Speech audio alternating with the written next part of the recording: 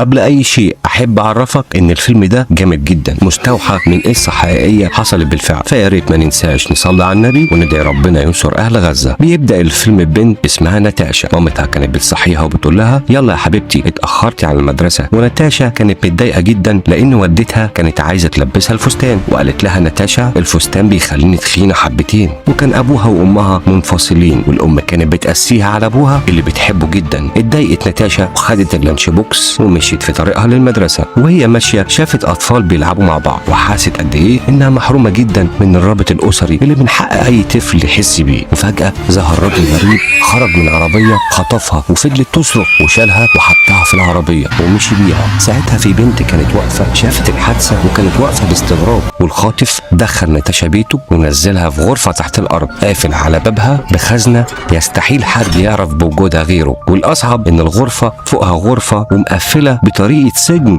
جوه سجن. وبدات ناتاشا تفوق من المخدر على واقع مؤلم جدا وعالم جديد يستحيل اي انسان يتحمله. حاولت تفتح الباب وتنده ومحدش سامعها ولا حتى حد حاسس بيها، والدنيا كانت مظلمه. وبعد ما تعبت من الصراخ قعدت تبكي والباب فتح فجأة، وبنشوف الخاطف بيأمرها انها تقوم وحط لها سفنجة تنام عليها وجاب لها اكل وميه. قالت له ناتاشا انها عايزة تروح لوالدتها، سابها وقفل الباب ومشي. وفي اليوم الثالث بنشوف الخاطف وهو بيقول لها قصة وبيولع لها لمبة وبيسيبها ويمشي، والشرطة قلبت الدنيا عليها ومش لاقيين ليها اي اثر، لكن للاسف مفيش اي دليل يوصلهم للخيط. والخاطف كان عايش لوحده وامه كانت بتزوره كل فترة والتانية، وبرغم كده الام ما حستش باي شيء غريب حوالين ابنها. في اللحظه دي ناتاشا كانت بتقول للخاطف سيبنا روح، وكان بيقول لها ابوكي وامك مش عايزينك لاني طلبت منهم فديه وهم ما دفعوهاش. والبت قالت له هم معهمش فلوس، ليه ما خطفتش بنت من عيله غنيه؟ زعق لها وقال لها محدش بيحبك، ولو كانوا بيحبوكي كانوا صرفوا في اي فلوس. وكانت البنت بتعيط وهو بيأمرها تبطل عياط، وكان بيزعق لها وكان بيقول لها مش قادره اتحمل صوت عياطك، وقال لها بصيلي انت هتنضفي الارض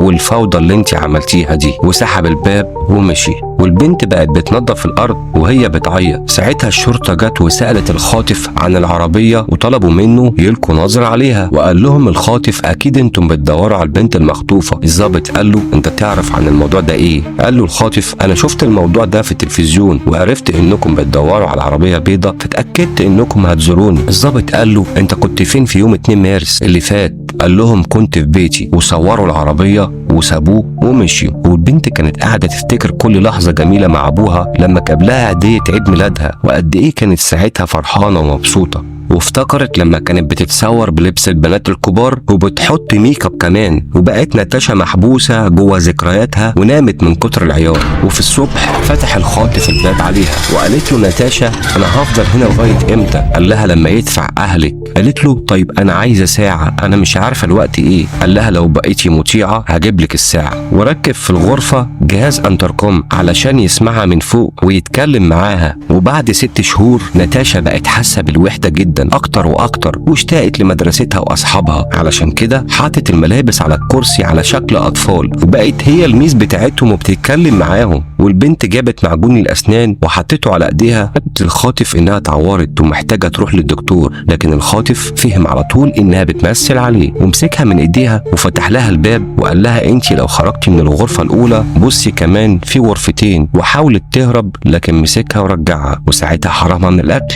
4 ايام. كانت بتقول له ساعتها انا جعانه جدا، واتعصبت عليه وقالت له انا كده هموت، اديني اي حاجه اكلها اي حاجه. وبقت تترجاه. سمعها وقال لها خليكي مطيعه الاول، وبقى يكرر لها الكلمه دي كذا مره. وبعد 4 سنين البنت كبرت وبقت نحيفه جدا، وكان مجوعها برضه 3 ايام. وكانت بتتوسل ليه انها تاكل اي شيء وبيأمرها انها تطيعه الاول. في اللحظه دي البنت كبرت وبلغت زي اي بنت جالها البريود، وقال لها امسحي الارض اللي انت وسختيها. قالت له انا لازم استحمى واغتسل في الحمام اللي فوق. ووافق فعلا الخاطف وبدأ يخرجها من السجن اللي هي فيه، وقال لها انا حاطط متفجرات على الابواب والشبابيك كمان، لو حاولت تلمسي اي شيء هينفجر. طلع من فوق وقال لها اطلعي ورايا. وطلعت البنت ببطء شديد لاول مره بعد حبس 4 سنين، وقال لها هتعملي اللي انا هقولك عليه بالظبط. هتمشي قدامي ولو صرختي هقتلك. وابتدت البنت تغتسل قدام الخاطف في موقف مش لطيف خالص، وحلق لها شعرها متخيل بعقله المريض انه بكده هيمنعها من البلوغ. وبعد 5 سنين وفي ليله راس السنه كان عامل لها احتفال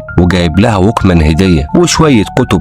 البنت كانت فرحانه جدا لانها هتتخلص من الوحده الشديده اللي بتعاني منها، وقال لها انا عايز اغير اسمك. واختارت هي اسم فيفانا، وهو قال لها لا، من النهارده اسمك فيفي. وبدأ يثق فيها وخلاها تساعده على تنظيف أوضة في البيت اللي فوق. لكن هو اتضايق جدا لما هي قالت له انت بتظبط الأوضة دي علشان حبيبتك. ساعتها ضرب بالشاكوش الأسمنت وكان متعصب من كلامها، وقال لها انت هبات الليلة فوق في أوضتي. ساعتها ربط ايديها في ايديه ونامت جنبه. تاني يوم من يأسها وإحباطها حاولت تنتحر، وجابت المناديل وحطتها على النار، ولكن ما استحملتش الدخان وعرف الخاطف وفضل يضرب فيها، وكانت بتقول له سيبني امشي. ومن كتر الضرب اللي ضربه لها حاول تاني يوم يصالحها وقال لها انت محتاجه بس تغيري جو.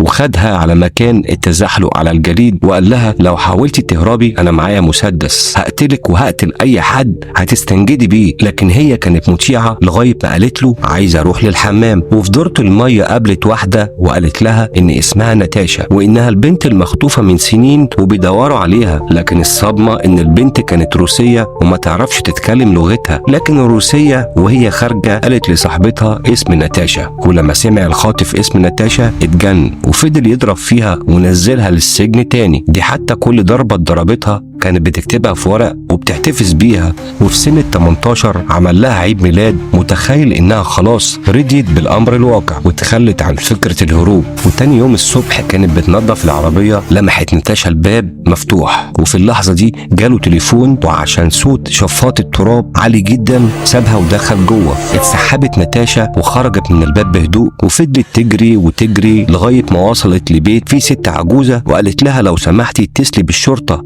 أنا مخطوفة. ولما الشرطة جت قالت لهم إن اسمها ناتاشا كامبوش وكانت مخطوفة من 8 سنين. والشرطة خدتها بالعربية وناتاشا قالت لهم على كل مواصفات الخاطف، وقالوا لها إنه انتحر ورمى نفسه قدام قطر. وفي اللحظة دي الأم والأب استقبلوا بنتهم بعد غياب 8 سنين ورجعت لحياتها اللي كانت مفقودة بعد ما شافت فيهم ناتاشا الظلم بجميع أشكاله. وكانت بتقول المسألة كانت محسومة إن في واحد مننا هو اللي هينجو، واللي نجا كان أنا. في نهاية الفيلم أحب أشكركم عن دعمكم الكبير، وأتمنى ربنا يحفظكم ويحفظ أولادكم، وياريت دايما أكون عند حسن ظنكم. كان معاكم هاني فؤاد، وأشوفكم بإذن الله مع فيلم جديد.